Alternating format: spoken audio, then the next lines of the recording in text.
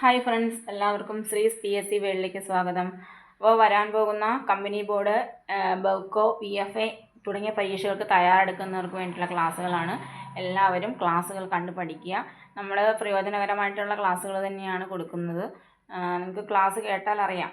Okay, അപ്പോൾ നിങ്ങൾക്ക് ക്ലാസ്സിൽ എന്തെങ്കിലും പോരായ്മകളോ കാര്യങ്ങളോ ഒക്കെ ഉണ്ടെങ്കിൽ കമൻ്റായിട്ട് രേഖപ്പെടുത്താവുന്നതാണ്. ഓക്കെ, എല്ലാവരും നന്നായിട്ട് പഠിക്കുക കേട്ടോ. ഓക്കെ, തുടങ്ങിയാലോ നമുക്ക് PYQ സെക്ഷൻ. ഓക്കെ, ഒന്നാമത്തെ ക്വസ്റ്റ്യന്,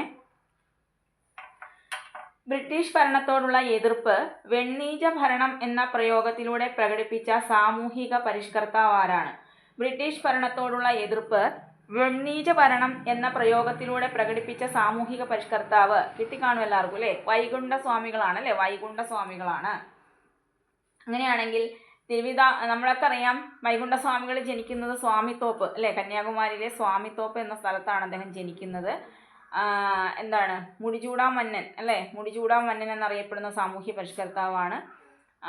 അപ്പോൾ തിരുവിതാംകൂർ രാജഭരണത്തെ അദ്ദേഹം എന്തെന്ന് വിശേഷിപ്പിച്ചത്? അനന്തപുരത്തെ നീചന്റെ ഭരണമെന്നും അല്ലേ? അനന്തപുരത്തെ നീചന്റെ ഭരണമെന്ന് തിരുവിതാംകൂർ രാജഭരണത്തെ വിശേഷിപ്പിച്ചത് വൈകുണ്ഠസ്വാമികളാണ്. ഓക്കെ, നമുക്കറിയാം, ശാസ്താംകോയിൽ വിളക്കടുത്ത് സ്വാമിത്തോപ്പിൽ ചാന്നാർ കുടുംബത്തിൽ പൊന്നുമാടൻ്റെയും വെയിലാളമ്മയുടെയും പുത്രനായി 1809 ജനുവരിയിലാണ് വൈകുണ്ഠസ്വാമികളുടെ ജനനം. ഓക്കെ അല്ലേ? എവിടെയാണ്? ശാസ്താംകോയിൽ വിളക്കടുത്ത് സ്വാമിത്തോപ്പ് എന്ന സ്ഥലത്ത് ചാന്നാർ കുടുംബത്തിൽ പൊന്നുമാടൻ്റെയും വെയിലമ്മാളിൻ്റെയും പുത്രനായി 1809 ജനുവരിയിൽ അദ്ദേഹം ജനിക്കുന്നു. ദക്ഷിണേന്ത്യയിൽ ആദ്യമായിട്ട് കണ്ണാടി പ്രതിഷ്ഠ നടത്തിയത് വൈകുണ്ഠസ്വാമികളാണ്. ഏറ്റവും പ്രധാനപ്പെട്ട പോയിന്റാണ്. വൈകുണ്ഠസ്വാമികളുമായിട്ട് ബന്ധപ്പെട്ട ഏറ്റവും പ്രധാനപ്പെട്ട പോയിന്റാണ്. ദക്ഷിണേന്ത്യയിൽ ആദ്യമായിട്ട് കണ്ണാടി പ്രതിഷ്ഠ നടത്തുന്ന സാമൂഹ്യ പരിഷ്കർത്താവ് ആരാണ്? വൈകുണ്ഠസ്വാമികളാണ് കേട്ടോ. പലരും ശ്രീനാരായണ ഗുരു എന്നൊക്കെ പറഞ്ഞുകൊണ്ട് എഴുതി വെക്കും. ശ്രീനാരായണ ഗുരു ഓപ്ഷനിൽ കാണും, പക്ഷെ തെറ്റാണ്. ദക്ഷിണേന്ത്യയിൽ ശ്രദ്ധിച്ച് ക്വസ്റ്റ്യൻ വായിക്കുക. ദക്ഷിണേന്ത്യയിൽ ആദ്യമായി കണ്ണാടി പ്രതിഷ്ഠ നടത്തുന്നത് വൈകുണ്ഠസ്വാമികളാണ്. അതുപോലെ മുന്തിരിക്കിണർ ആരുമായിട്ട് ബന്ധപ്പെട്ടതാണ്? അത് വൈകുണ്ഠസ്വാമികളുമായിട്ട് ബന്ധപ്പെട്ടതാണ്. മുന്തിരിക്കിണർ കേട്ടോ, മുന്തിരിക്കിണർ വൈകുണ്ഠസ്വാമികളുമായിട്ട് ബന്ധപ്പെട്ടതാണ്. അതുപോലെ ഈ മുന്തിരിക്കിണർ അദ്ദേഹം കുഴിച്ചത് എവിടെയാണെന്നറിയാമോ? സ്വാമിത്തോപ്പിലെ വൈകുണ്ഠ ക്ഷേത്രത്തിന് സമീപമാണ്. സ്വാമിത്തോപ്പിലെ വൈകുണ്ഠ ക്ഷേത്രത്തിന് സമീപത്താണ് അദ്ദേഹം മുന്തിരിക്കിണർ കുഴിക്കുന്നത്. എല്ലാ ജാതി മതസ്ഥർക്കും ഉപയോഗിക്കാവുന്ന കിണറുകൾ കുഴിക്കുക എന്ന പ്രവർത്തന പരിപാടിയുടെ ഭാഗമായിരുന്നു ഇത്. പണ്ട് കാലത്ത് നമുക്കറിയാം, അതായത് സവർണർ കുഴിച്ച കിണറിൽ നിന്നും അവർണർക്ക് വെള്ളം എടുക്കാനുള്ള അവകാശമൊന്നും ഇല്ലായിരുന്നു അല്ലേ? വെള്ളം ഇല്ലെങ്കിൽ വെള്ളം ഇല്ലാത്ത പോലെ കഴിയണം, അങ്ങനെ ഒരു കാലഘട്ടമായിരുന്നു അത്. പക്ഷെ ഇദ്ദേഹം എന്ത് ചെയ്തു? എല്ലാവർക്കും, എല്ലാ ജാതി മതസ്ഥർക്കും വെള്ളം ഉപയോഗിക്കണം എന്നൊരു ലക്ഷ്യത്തോടു കൂടിയാണ് അദ്ദേഹം മുന്തിരിക്കിണർ കുഴിക്കുന്നത്. ഓക്കെ, അങ്ങനെയാണെങ്കിൽ അയ്യാ വൈകുണ്ഠർ എന്ന പേരിൽ ഇദ്ദേഹം അറിയപ്പെടുന്നുണ്ട്. മുടിചൂടും പെരുമാൾ അല്ലെ? മുടിചൂടും പെരുമാൾ എന്ന പേരിലൊക്കെ അറിയപ്പെടുന്നത് അദ്ദേഹത്തിന്റെ ആദ്യകാല നാമമായിരുന്നു മുടിചൂടും പെരുമാൾ എന്നുള്ളത്. ഓക്കെ, പിന്നീട് സവർണ ഹിന്ദുക്കൾ ഇതിനെ എതിർത്തു. ഈ പേര് വേണ്ട, മുടിചൂടും പെരുമാൾ എന്നുള്ള പേര് വേണ്ട എന്ന് സവർണ ഹിന്ദുക്കളുടെ എതിർപ്പ് മൂലം ആ പേര് അദ്ദേഹത്തിന് മാറ്റേണ്ടി വന്നു. പിന്നീട് അദ്ദേഹത്തിന്റെ കുട്ടിക്കാലത്തെ പേരെന്തായിരുന്നുടാ? മുത്തുക്കുട്ടി. ഇതൊക്കെ ചോദിക്കാറുള്ള പോയിന്റ്സ് ആണ് വൈകുണ്ഠസ്വാമികളെ കുറിച്ച്. മുത്തുക്കുട്ടി എന്നായിരുന്നു ബാല്യകാല നാമം കേട്ടോ. സ്വാതി തിരുനാൾ മഹാരാജാവ് വൈകുണ്ഠസ്വാമികളെ അറസ്റ്റ് ചെയ്ത് ഏത് ജയിലിലാണ് അടച്ചത്? ചോദിക്കാറുണ്ട്. ഏത് ജയിലിലാണ്? ശിങ്കാരത്തോപ്പ് ജയിലിലാണ് അല്ലേ? സ്വാതി തിരുനാൾ മഹാരാജാവ് വൈകുണ്ഠസ്വാമികളെ അറസ്റ്റ് ചെയ്ത് ശിങ്കാരത്തോപ്പ് ജയിലിൽ അടച്ചു. ഊഴിയം എന്നറിയപ്പെടുന്ന നിർബന്ധിത വേലയ്ക്കെതിരെ വേല ചെയ്താൽ കൂലി കിട്ടണം ചോദിക്കാറുണ്ട്. പ്രശസ്തമായ മുദ്രാവാക്യമാണ് വേല ചെയ്താൽ കൂലി കിട്ടണം. ആരാണ് ഉയർത്തിയത്? ഏത് നവോത്ഥാന നായകന്റെ വാക്കുകളാണിത്? വൈകുണ്ഠസ്വാമികളുടെയാണ് അല്ലേ? അപ്പോൾ ഊഴിയം എന്നറിയപ്പെടുന്ന നിർബന്ധിത വേലയ്ക്കെതിരെ വേല ചെയ്താൽ കൂലി കിട്ടണം എന്ന മുദ്രാവാക്യം ഉയർത്തിയ സാമൂഹ്യ പരിഷ്കർത്താവാണ് വൈകുണ്ഠസ്വാമികൾ. അതുപോലെ അദ്ദേഹത്തിന്റെ ആരാധനാലയം അറിയപ്പെടുന്നത് നിഴൽ താങ്കൽ എന്ന പേരിലായിരുന്നു. നിഴൽ താങ്കൽ എന്നറിയപ്പെടുന്നത് വൈകുണ്ഠസ്വാമികളുടെ ആരാധനാലയമാണ്. ചിട്ടയായ ജീവിതം നയിക്കുന്നതിന് പരിശീലനം നൽകുന്നതിന് തൂവയൽ പന്തി, അതുപോലെ തന്നെ സമത്വ സമാജം എന്നിവ സ്ഥാപിച്ചു. ആര്? വൈകുണ്ഠസ്വാമികള്. ഓക്കെ, ചിട്ടയായ ജീവിതം നയിക്കുന്നതിന് പരിശീലനം നൽകുന്നതിന് വേണ്ടിയിട്ട് അദ്ദേഹം തൂവയൽ പന്തി കൂട്ടായ്മ, അതുപോലെ സമത്വ സമാജം എന്നൊരു സംഘടന അദ്ദേഹം 1836 സ്ഥാപിക്കുന്നുണ്ട്. ഓക്കെ, എല്ലാം ഈ പറഞ്ഞതെല്ലാം വൈകുണ്ഠസ്വാമികൾ PYQ ആയിട്ട് ചോദിച്ചിട്ടുള്ള ക്വസ്റ്റ്യൻസ് ആണ് കേട്ടോ. റിലേറ്റഡ് ഫാക്ട്സ് ആയിട്ട് പറഞ്ഞതല്ല. ഓക്കെ, അതുപോലെ ജാതി ഒന്ന്, മതം ഒന്ന്, കുലം ഒന്ന്, ലോകം ഒന്ന്, ദൈവം ഒന്ന് അല്ലെ? ഇങ്ങനെ പറഞ്ഞത് ആരാണ്? വൈകുണ്ഠസ്വാമികളാണ്. എന്താണ് പറഞ്ഞത്? ജാതി ഒന്ന്, മതം ഒന്ന്, കുലം ഒന്ന്, ലോകം ഒന്ന്, ദൈവം ഒന്ന്. അങ്ങനെയാണെങ്കിൽ അയ്യാവഴി തിയോളജി എന്ന് പറയുന്നത് ആരുമായിട്ട് ബന്ധപ്പെട്ടതാണെന്ന് ചോദിച്ചാൽ വൈകുണ്ഠസ്വാമികളുമായിട്ട് ബന്ധപ്പെട്ടതാണ് അയ്യാവഴി തിയോളജി. ഓക്കെ, എന്താണ് ഏകദൈവം അടിസ്ഥാനമായുള്ള അയ്യാവഴി തിയോളജി 19-ാം നൂറ്റാണ്ടിൽ തമിഴ്നാട്ടിലെ കന്യാകുമാരി ജില്ലയിലാണ് വരുന്നത് കേട്ടോ. അതും കൂടെ ഒന്ന് ഓർത്ത് വെച്ചേക്കണം. ഏകദൈവം അടിസ്ഥാനമാക്കിയുള്ള അയ്യാവഴി തിയോളജി 19-ാം നൂറ്റാണ്ടിൽ വരുന്നത് എവിടെയാണ്? തമിഴ്നാട്ടിലെ കന്യാകുമാരിയിലാണ്. ഇനി അയ്യാവഴി എന്നാൽ എന്താണ് അർത്ഥം? പിതാവിൻ്റെ അല്ലെങ്കിൽ ദൈവത്തിൻ്റെ വഴി, അതാണ് കേട്ടോ. പിതാവിൻ്റെ വഴി അല്ലെങ്കിൽ ദൈവത്തിൻ്റെ വഴി എന്നാണ് ഈ എന്താണ് അയ്യാവഴി എന്നതുകൊണ്ട് അർത്ഥമാക്കുന്നത്. ഇനി അദ്ദേഹത്തിൻ്റെ കൃതികൾ ചോദിച്ചു കണ്ടിട്ടുണ്ട്. അദ്ദേഹത്തിൻ്റെ പ്രധാനപ്പെട്ട കൃതികളാണ് അഖിലത്തിരുട്ടമ്മാനെ, അരുൾനൂൽ. അഖിലത്തിരുട്ടമ്മാനെയും അരുൾനൂലും ആരുടെ കൃതികളാണെന്ന് ചോദിച്ചാൽ വൈകുണ്ഠസ്വാമികളുടെ കൃതികളാണ്. ഓക്കെ, ഇത്രയും സെറ്റല്ലേ? വൈകുണ്ഠസ്വാമികളുമായിട്ട് പറഞ്ഞ എല്ലാ പോയിന്റ്സും ഇമ്പോർട്ടൻ്റ് ആണ്, ഒന്നും വിട്ട് കളയാനില്ല കേട്ടോ.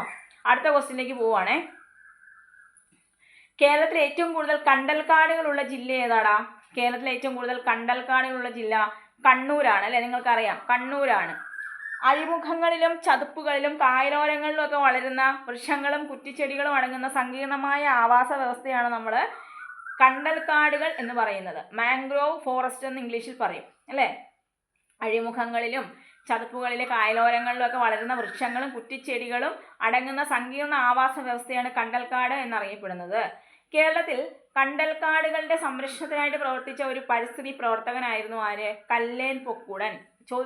ചോദിച്ചിട്ടുണ്ട് PSC.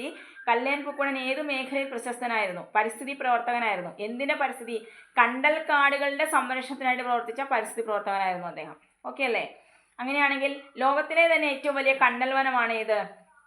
ലോകത്തെ ഏറ്റവും വലിയ കണ്ടൽ വനം ഏതാണ്? അത് സുന്ദർബൻസ് അല്ലെങ്കിൽ സുന്ദര വനമാണ് അല്ലേ? സുന്ദർബൻസ് ആണ്. ഇനി അത് എവിടെയൊക്കെ ആയിട്ടാണ് പരന്നു കിടക്കുന്നതെന്ന് ചോദിച്ചാൽ ഗംഗ ബ്രഹ്മപുത്ര നദിയുടെ അഴിമുഖത്ത് പശ്ചിമ ബംഗാള് ബംഗ്ലാദേശിലുമായിട്ടാണ് ഇത് പരന്നു കിടക്കുന്നതെന്ന് ഓർക്കുക കേട്ടോ. ഗംഗ ബ്രഹ്മപുത്ര നദികളുടെ അഴിമുഖത്ത് പശ്ചിമ ബംഗാളിലും ബംഗ്ലാദേശിലുമായി ഇത് പരന്നു കിടക്കുന്നു. സുന്ദരി എന്ന പ്രസിദ്ധമായ ഒരിനം കണ്ടൽ വളരുന്നതിനാലാണ് ഇതിന് സുന്ദർബൻസ് എന്ന പേര് കൊടുത്തിട്ടുള്ളത്. അപ്പോൾ നമ്മൾ പറഞ്ഞു ലോകത്തിലെ ഏറ്റവും വലിയ കണ്ടൽവനമാണ് സുന്ദർബൻസ് എന്ന് പറഞ്ഞു. എന്തുകൊണ്ടാണ് ഇതിന് സുന്ദരി എന്ന പേര് വന്നത്? സുന്ദർബൻസ് എന്ന പേര് വന്നത് സുന്ദരി എന്ന പ്രസിദ്ധമായ ഒരിനം കണ്ടൽ വളരുന്നതുകൊണ്ടാണ് കേട്ടോ. യുനെസ്കോയുടെ ലോക പൈതൃക പട്ടികയിൽ സുന്ദർബൻസ് ദേശീയോദ്യാനം ഇടം നേടിയിട്ടുണ്ട്, അറിയാം. കേരളത്തിൽ സമുദ്രതീരത്തെ കണ്ടൽക്കാടുകൾ ഏറ്റവും കൂടുതൽ കാണുന്നത് എവിടെയാ? എറണാകുളം ജില്ലയിലെ പുതുവൈപ്പിനിലാണ്. കേരളത്തിൽ സമുദ്രതീരത്തെ കണ്ടൽക്കാടുകൾ ഏറ്റവും കൂടുതൽ കാണുന്നത് എവിടെയാണെന്ന് ചോദിച്ചാൽ എറണാകുളം ജില്ലയിലെ പുതുവൈപ്പിനിലാണ്. ഓക്കെ, ഇനി അതുപോലെ തന്നെ മംഗളവനം അല്ലേ? മംഗളവനം എന്ന് പറയുന്നത് പക്ഷി സങ്കേതമാണ് അല്ലേ? എറണാകുളത്തെ മംഗളവനത്തിൽ വിവിധ തരം കണ്ടൽ സസ്യങ്ങളുണ്ട്. നമുക്കറിയാം കൊച്ചിയുടെ ശ്വാസകോശം അല്ലേ? കേരള ഹൈക്കോടതിയുടെ മധ്യത്തിൽ സ്ഥിതി ചെയ്യുന്ന എന്താണ് പക്ഷി സങ്കേതമാണ് മംഗളവനം. ഏറ്റവും ചെറിയ പക്ഷി സങ്കേതമാണ് മംഗളവനം, എറണാകുളത്താണെന്ന് നമുക്കറിയാം. അപ്പോൾ ഈ മംഗളവനത്തിൽ എന്തുണ്ടെന്നാണ് പറയുന്നത്? വിവിധതരം കണ്ടൽ സസ്യങ്ങളൊക്കെ കാണാൻ പറ്റും. ഓക്കെ, അങ്ങനെ വിവിധതരം കണ്ടൽ ചെടികളുടെ പേര് ഇവിടെ പറഞ്ഞിട്ടുണ്ട്. ഉപ്പട്ടി, ചെറു ഉപ്പട്ടി, വള്ളിക്കണ്ടൽ, ഭ്രാന്തൻ കണ്ടൽ, എഴുത്താണിക്കണ്ടൽ. നല്ല പേരുകൾ അല്ലേ? ഇതൊക്കെ വിവിധയിനം കണ്ടൽ ചെടികളാണ്. എന്തൊക്കെയാണ്? ഉപ്പട്ടി, ചെറു ഉപ്പട്ടി, വള്ളിക്കണ്ടൽ, ഭ്രാന്തൻ കണ്ടൽ, എഴുത്താണിക്കണ്ടൽ. ഇതൊക്കെ വിവിധ ഇനം കണ്ടൽ ചെടികളാണെന്നും കൂടെ ഓർത്ത് വെച്ചേക്കുക കേട്ടോ. ഓക്കെ, അടുത്ത ക്വസ്റ്റ്യൻ. ഇന്ത്യയിലെ ദാരിദ്ര്യത്തിൻ്റെയും പട്ടിണിയുടെയും കാരണങ്ങളെ ചോർച്ചാ സിദ്ധാന്തമായി ആവിഷ്കരിച്ചത് ആര്? അല്ലെങ്കിൽ ചോർച്ചാ സിദ്ധാന്തം ആവിഷ്കരിച്ചത് ആരാണ്? എല്ലാവർക്കും കിട്ടിയിട്ടുണ്ടാവും. ദാദാഭായ് നവറോജിയാണ്. എല്ലാവർക്കും അറിയാം, PSC എപ്പോഴും ചോദിക്കുന്ന ഒരു ക്വസ്റ്റ്യൻ ആണ് അല്ലേ? നമ്മുടെ ചോർച്ചാ സിദ്ധാന്തം. ഇക്കണോമിക് ഡ്രെയിൻ തിയറി അല്ലെങ്കിൽ എന്താണ് സാമ്പത്തിക ചോർച്ചാ സിദ്ധാന്തം ഉപജ്ഞാതാവ് ആരാണ്? ദാദാഭായ് നവറോജിയാണ്. ഇന്ത്യൻ സാമ്പത്തിക ശാസ്ത്രത്തിൻ്റെ പിതാവ്. ഓക്കെ, ബ്രിട്ടനിലെ ഇന്ത്യയുടെ അനൗദ്യോഗിക പ്രതിനിധി, grand old man of India അല്ലെങ്കിൽ ഇന്ത്യയുടെ വന്ധ്യവയോധികൻ, ഇന്ത്യൻ ഗ്ലാഡ്സ്റ്റൺ എന്നിങ്ങനെ അറിയപ്പെടുന്ന അല്ലെങ്കിൽ എന്നിങ്ങനെ വിശേഷണങ്ങളുള്ള വ്യക്തിയാണ് ആര്? ദാദാഭായ് നവറോജി. ഓക്കെ, എന്തൊക്കെയാണ് അദ്ദേഹത്തിൻ്റെ വിശേഷണങ്ങളെന്ന് പറഞ്ഞു നോക്കിയേ. ഇന്ത്യൻ സാമ്പത്തിക ശാസ്ത്രത്തിൻ്റെ പിതാവാണ്, ബ്രിട്ടനിലെ ഇന്ത്യയുടെ അനൗദ്യോഗിക പ്രതിനിധി, grand old man of India, ഇന്ത്യയുടെ വന്ധ്യവയോധികൻ, ഇന്ത്യയുടെ ഗ്ലാഡ്സ്റ്റൺ അല്ലെങ്കിൽ ഇന്ത്യൻ ഗ്ലാഡ്സ്റ്റൺ എന്നിങ്ങനെ വിശേഷണമുള്ളത് ആർക്കാണ്? ദാദാഭായ് നവറോജിക്കാണ്. ബ്രിട്ടന്റെ കൊളോണിയൽ ഭരണത്തിലെ സാമ്പത്തിക ചൂഷണം വെളിപ്പെടുത്തുന്ന കൃതി ഏതാണ് അദ്ദേഹത്തിൻ്റെ? ബ്രിട്ടന്റെ കൊളോണിയൽ ഭരണത്തിലെ സാമ്പത്തിക ചൂഷണത്തെപ്പറ്റി പറയുന്ന കൃതി ഏതാണ്? അത് poverty and un British rule in India എന്ന കൃതിയാണ് അല്ലേ? ഇന്ത്യയിലെ ദാരിദ്ര്യത്തിൻ്റെ അടിസ്ഥാന കാരണങ്ങൾ സംബന്ധിച്ച കണ്ടെത്തലുകളെ കുറിച്ച് നവറോജി ഈ കൃതിയിൽ പറയുന്നുണ്ട്. ഇന്ത്യയിലെ ദാരിദ്ര്യത്തിൻ്റെ അടിസ്ഥാന കാരണങ്ങൾ എന്തൊക്കെയാണ്, അതിനെക്കുറിച്ചുള്ള ഒരു വിവരം ഈ കൃതിയിൽ, അതായത് poverty and un British rule in India എന്ന കൃതിയിൽ അദ്ദേഹം വിവരിക്കുന്നുണ്ട്. ഓക്കെ അല്ലേ? കിട്ടി കാണുമെന്ന് വിശ്വസിക്കുന്നേ. അടുത്ത ക്വസ്റ്റ്യനിലേക്ക് പോകാം. 1940 ആരംഭിച്ച വ്യക്തി സത്യാഗ്രഹത്തിന് വേണ്ടി ഗാന്ധിജി ആദ്യം തിരഞ്ഞെടുത്തത് ആരെയാണ്? പറയാവോ? 1940 വ്യക്തി സ്വാതന്ത്ര്യ സത്യാഗ്രഹം ഗാന്ധിജിയുടെ നേതൃത്വത്തിൽ അല്ലേ. അതിൽ ഗാന്ധിജി ആദ്യം തിരഞ്ഞെടുത്തത് വിനോബ ഭാവെയായിരുന്നു അല്ലേ. വിനോബ ഭാവെയായിരുന്നു. എന്നാൽ കേരളത്തിൽ നിന്നും എന്ന് ചോദിച്ചാലോ, അത് നമ്മുടെ കേളപ്പനെയായിരുന്നു. കേരള ഗാന്ധി എന്നറിയപ്പെടുന്ന കേളപ്പനെയാണ് കേരളത്തിൽ നിന്നും തിരഞ്ഞെടുത്തത്. പക്ഷേ ഇങ്ങനെ ചോദിക്കുകയാണെങ്കിൽ ഗാന്ധിജി ആദ്യം തിരഞ്ഞെടുത്തത് ആരാന്ന് ചോദിക്കുകയാണെങ്കിൽ അത് ആരെയാണ്? വിനോബ ഭാവെയാണ് കേട്ടോ. നമുക്കറിയാം ഓഗസ്റ്റ് ഓഫർ അല്ലെങ്കിൽ ഓഗസ്റ്റ് വാഗ്ദാനം, അതിൽ അസംതൃപ്തനായിരുന്ന ഗാന്ധിജി ആരംഭിച്ചിട്ടുള്ള സത്യാഗ്രഹമാണ് 1940 വ്യക്തി സത്യാഗ്രഹം എന്ന് പറയുന്നത് അല്ലേ. അപ്പോൾ 1940 വ്യക്തി സത്യാഗ്രഹത്തിലെ ആദ്യത്തെ വ്യക്തി സത്യാഗ്രഹി ആരാണെന്ന് ചോദിച്ചാൽ അത് ആരാണ്? വിനോബ ഭാവെയാണ്. ഓക്കെ അല്ലേടാ? കിട്ടുമല്ലോ? അറിയാവുന്ന പോയിന്റ്സ് തന്നെയല്ലേ അല്ലേ? ഡൗട്ട് വരേണ്ട കാര്യമില്ല. ഓക്കെ അല്ലേ?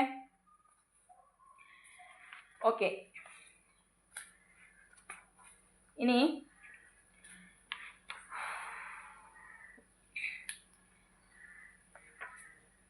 നമുക്ക് കുറച്ച് ക്വസ്റ്റ്യൻസും കൂടെ നോക്കാവേ.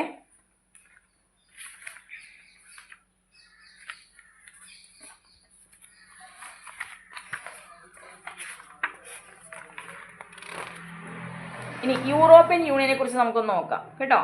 യൂറോപ്യൻ യൂണിയൻ, അതായത് യൂറോപ്പിലെ 27 രാജ്യങ്ങൾ ഉൾക്കൊള്ളുന്ന രാഷ്ട്രീയ സാമ്പത്തിക കൂട്ടായ്മയാണ് യൂറോപ്യൻ യൂണിയൻ എന്ന് പറയുന്നത്. അപ്പോൾ യൂറോപ്യൻ യൂണിയനിൽ എത്ര രാജ്യങ്ങളുണ്ട്? ഇപ്പം തന്നെ പഠിച്ചു പോണേ. 27 രാജ്യങ്ങളുണ്ട് അല്ലേ. അപ്പോൾ യൂറോപ്പിലെ 27 രാജ്യങ്ങൾ ഉൾക്കൊള്ളുന്ന രാഷ്ട്രീയ സാമ്പത്തിക കൂട്ടായ്മ ഏതാണെന്ന് ചോദിച്ചാൽ ഏതാണ്? യൂറോപ്യൻ യൂണിയനാണ്. അംഗരാജ്യങ്ങൾക്കിടയിൽ സാമ്പത്തിക സഹകരണം, വ്യാപാരം പ്രോത്സാഹിപ്പിക്കുക, സമാധാനം നിലനിർത്തുക, ഇതൊക്കെയാണ് യൂറോപ്യൻ യൂണിയന്റെ ലക്ഷ്യങ്ങൾ. എന്തൊക്കെയാണ് അതിൻ്റെ ലക്ഷ്യങ്ങൾ? അംഗരാജ്യങ്ങൾക്കിടയിൽ സാമ്പത്തിക സഹകരണവും വ്യാപാരവും പ്രോത്സാഹിപ്പിക്കുക, സമാധാനം നിലനിർത്തുക. ഓക്കെ അല്ലേ? അങ്ങനെയാണെങ്കിൽ പാരീസ് ഉടമ്പടിയെ തുടർന്നിട്ടാണ് ഈ European coal and steel community അല്ലേ നിലവിൽ വരുന്നത്. 1951 Belgium, France, Italy, Luxembourg, Netherland, പടിഞ്ഞാറൻ ജർമ്മനി എന്നീ രാജ്യങ്ങൾ ഒപ്പുവെച്ച ഉടമ്പടിയായിരുന്നു പാരീസ് ഉടമ്പടി. തുടർന്ന് 52 ആയപ്പോഴത്തേനും എന്ത് നിലവിൽ വരുന്നു? European coal and steel community നിലവിൽ വരുന്നു. ESSC എന്ന് പറയും. ഓക്കെ, അങ്ങനെ 1957 മാർച്ച് 25 ഒപ്പുവെച്ച റോം ഉടമ്പടിയിലൂടെ യൂറോപ്യൻ അറ്റോമിക് എനർജി കമ്മ്യൂണിറ്റിയും യൂറോപ്യൻ ഇക്കണോമിക് കമ്മ്യൂണിറ്റിയും രൂപീകരിക്കപ്പെടുന്നു. ഓക്കെ, മനസ്സിലാവുന്നുണ്ടോ? 1957 മാർച്ച് 25 ഒപ്പുവെച്ച റോം ഉടമ്പടികളിലൂടെ നിലവിൽ വന്ന എന്തൊക്കെയാണ്? യൂറോപ്യൻ അറ്റോമിക് എനർജി കമ്മ്യൂണിറ്റി, അതുപോലെ യൂറോപ്യൻ ഇക്കണോമിക് കമ്മ്യൂണിറ്റിയും രൂപീകരിക്കപ്പെട്ടു.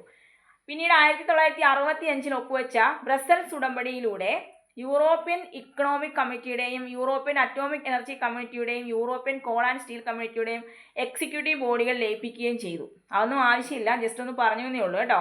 അപ്പോൾ ഇവിടെ നമ്മൾ പാരീസ് ഉടമ്പടി പറഞ്ഞു, 1951 പാരീസ് ഉടമ്പടി. പിന്നെ എന്താ പറഞ്ഞത്? അന്നേരം നിലവിൽ വന്നത് European coal and steel community നിലവിൽ വന്നു എന്ന് പറഞ്ഞു. പിന്നീട് റോം ഉടമ്പടി 1957 മാർച്ച് 25 നിലവിൽ വന്നു. അതിലൂടെ എന്തൊക്കെ നിലവിൽ വന്നു എന്ന് പറഞ്ഞു? യൂറോപ്യൻ അറ്റോമിക് എനർജി കമ്മ്യൂണിറ്റിയും യൂറോപ്യൻ ഇക്കണോമിക് കമ്മ്യൂണിറ്റിയും രൂപീകരിക്കപ്പെട്ടു എന്ന് പറഞ്ഞു. ഓക്കെ അല്ലേ? ഇനി യൂറോപ്യൻ കൗൺസിൽ വരുന്നത് 1974 കേട്ടോ. 1974 എന്ത് വന്നു? European council രൂപീകരിക്കപ്പെട്ടു.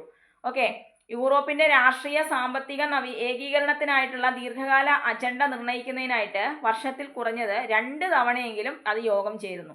യൂറോപ്യൻ കൗൺസിൽ 2 തവണ, വർഷത്തിൽ 2 തവണ.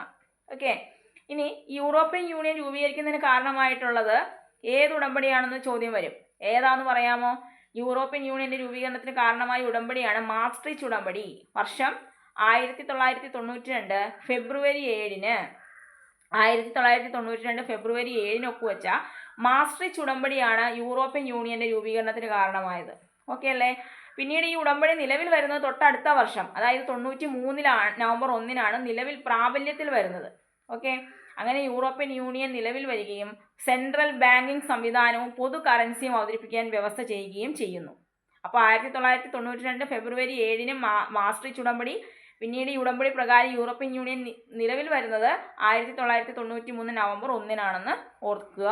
ഓക്കെ. പിന്നീട് യൂറോ എന്ന പേരിൽ ഒരു പൊതുവായുള്ള ഒരു കറൻസി നിലവിൽ വരുന്നുണ്ട്. അത് ഏത് വർഷമാണെന്ന് അറിയാമോ? 1999 കേട്ടോ. 1999 യൂറോ എന്ന പേരിൽ പൊതുവായ ഒരു കറൻസി നിലവിൽ വരുന്നു. നിലവിൽ യൂറോപ്യൻ യൂണിയനിൽ എത്ര അംഗരാജ്യങ്ങളുണ്ടെന്ന് നമ്മൾ പറഞ്ഞത്? 27 അംഗരാജ്യങ്ങളുണ്ട് അല്ലേ? അതിലെ 20 രാജ്യങ്ങളുടെയും ഔദ്യോഗിക കറൻസി യൂറോയാണ്. ഓക്കെ. ഇപ്പോൾ 21ാമതായിട്ടൊരു രാജ്യം നമ്മൾ കറണ്ട് അഫയേഴ്സിൽ പഠിക്കുന്നുണ്ടല്ലോ. 21ാമതായിട്ടൊരു രാജ്യം യൂറോ കറൻസി ആയിട്ട് സ്വീകരിച്ചു. അതേതാണ്? ബൾഗേറിയ ആണ് അല്ലേ? ബൾഗേറിയ. ജസ്റ്റ് ഒന്ന് പറഞ്ഞേ ഉള്ളൂ കേട്ടോ. ഇനി യൂറോപ്യൻ യൂണിയൻ എത്ര ഔദ്യോഗിക ഭാഷകളുണ്ടെന്ന് അറിയാമോ? എത്ര ഔദ്യോഗിക ഭാഷകളാണ് ഉള്ളത്? 24 കേട്ടോ. 24 ഔദ്യോഗിക ഭാഷകളാണ് ഉള്ളത്. ഓരോ പുതിയ രാജ്യം അംഗമാകും തോറും ഔദ്യോഗിക ഭാഷകളുടെ എണ്ണം കൂടും. മനസ്സിലായോ? ഓരോരോ രാജ്യങ്ങൾ വരുന്നതോറും ഔദ്യോഗിക ഭാഷകളും കൂടും. ഓക്കെ. ഇനി ആദ്യത്തെ ഔദ്യോഗിക ഭാഷകൾ എന്ന് പറയുന്നത് ഡച്ച്, ഫ്രഞ്ച്, ജർമ്മൻ, ഇറ്റാലിയൻ. ഏതൊക്കെയാണ്? ഡച്ച്, ഫ്രഞ്ച്, ജർമ്മൻ, ഇറ്റാലിയൻ എന്നിവയായിരുന്നു.